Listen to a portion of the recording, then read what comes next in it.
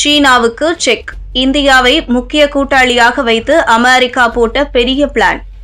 பூமியில் இருந்து அகழ்ந்து எடுக்கப்படும் அரிய வகை கனிமங்களின் சப்ளையை சீனா கட்டுப்படுத்தி வருகிறது. இந்த நிலையில் சீனாவின் ஆதிக்கத்தை உடைக்கும் வகையில் இந்தியா, ஜப்பான், அமெரிக்கா மற்றும் ஆஸ்திரேலியா ஆகிய நாடுகளுக்கு இடையே கனிமங்கள் சப்ளை குறித்து ஒப்பந்தம் போடப்பட்டிருக்கிறது.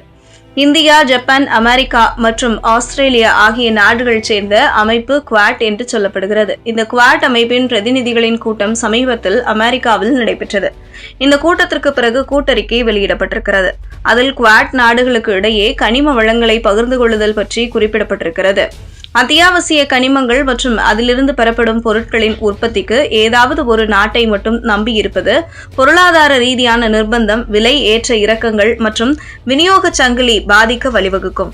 எனவே இந்த பிரச்சனையை சரி செய்ய குவாட் அமைப்புகளுக்கு இடையில் ஒத்துழைப்பு அவசியம் என்று கூட்டறிக்கையில் குறிப்பிடப்பட்டிருக்கிறது. குவாட் கிரிட்டிக்கல் மினரல்ஸ் இனிஷியேட்டிவ் என்கின்ற பெயரில் வெளியான இந்த கூட்டறிக்கையின் முக்கிய நோக்கம் கனிம விநியோக சங்கிலியை பாதுகாத்து அதை பன்முகப்படுத்துவது ஆகும். மேலும் சீனாவின் ஆதிக்கத்தை தகர்ப்பதும் இந்த கூட்டு நாடுகளின் முயற்சியின் நோக்கமாகும். சீனா தனது கட்டுப்பாடுகளை ஒரு கருவியாக பயன்படுத்துகிறது என்றும் இந்த அமைப்பு குற்றம் சாட்டியுள்ளது. குவாட் அமைப்பு இப்படியான முடிவுக்கு வர சீனாவின் சப்ளை நிறுத்தம் தான் காரணம். ஆட்டோமொபைல் தொடங்கி ராணுவ தளவாடங்கள் உற்பத்தி வரை அரிய கனிமங்களின் தேவை இருக்கிறது.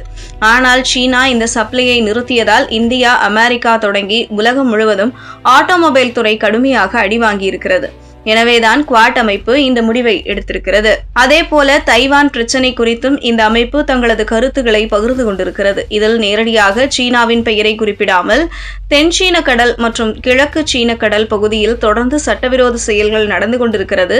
இது அமைதிக்கு பாதிப்பை ஏற்படுத்துகிறது என்று இந்த அமைப்பு கூறியிருக்கிறது. இந்த கூட்டத்தில் ஜம்மு காஷ்மீர் விவகாரம் குறித்தும் பேசப்பட்டிருக்கிறது.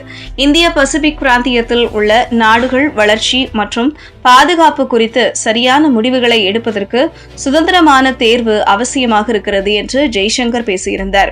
ஜெய்சங்கரின் வலியுறுத்தலின் பேரில் காஷ்மீரில் இந்துக்கள் மீது நடத்தப்பட்ட தாக்குதலை குவாட் நாடுகள் கண்டித்தன. மேலும் இந்த கொடூரமான குற்றத்தை செய்தவர்கள், அதற்கு உதவியர்கள் மற்றும் நிதி அளித்தவர்கள் யாராக இருந்தாலும் அவர்களை தாமதமின்றி நீதியின் முன் நிறுத்த வேண்டும் என்றும் வலியுறுத்தின.